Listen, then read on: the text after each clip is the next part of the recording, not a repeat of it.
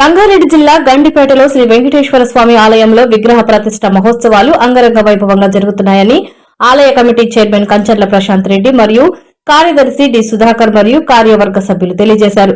ఈ సందర్భంగా 4వ రోజు ప్రత్యేకించి హోమం వంటి కార్యక్రమాలను నిర్వహించడం జరిగింది.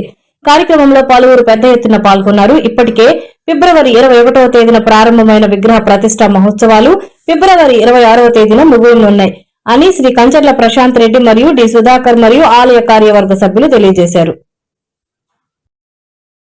రంగారెడ్డి జిల్లా గండిపేటలో శ్రీ పద్మావతి గోదా సమేత శ్రీ ప్రసన్న వెంకటేశ్వర స్వామి దేవస్థానంలో విగ్రహ ప్రతిష్ట కార్యక్రమాలు అంగరంగ వైభవంగా జరుగుతున్నాయి. ప్రత్యేకించి ఫిబ్రవరి 21వ తేదీ నుంచి ఫిబ్రవరి 26వ తేదీ వరకు ఈ కార్యక్రమాలు నిర్విఘ్నంగా కొనసాగుతున్నాయి. స్వస్తి శ్రీ విశ్వావసునామ సంవత్సర ఉత్తరాయణం శేషి ఋతువు పాల్గొన మాసం శుక్ల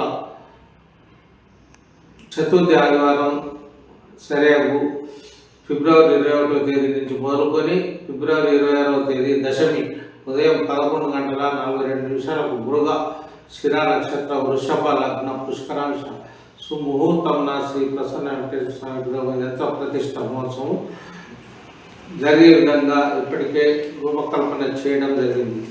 ఈ నేపథ్యంలోనే వరుసగా 4వ రోజు కూడా ప్రతిష్టాపన కార్యక్రమంలో భాగంగా పెద్ద ఎత్తున హోమం వంటి కార్యక్రమాలని నిర్వహించారు. దీనికి సంబంధించి పెద్దలు అనేక మంది హోమంలో పాల్గొన్నారు. ప్రత్యేక పూజల్లో భాగంగా ఈ సందర్భంగా తీర్థ ప్రసాద వితరణ కూడా జరిగింది. ఈ కార్యక్రమంలో భాగంగా ప్రత్యేకించి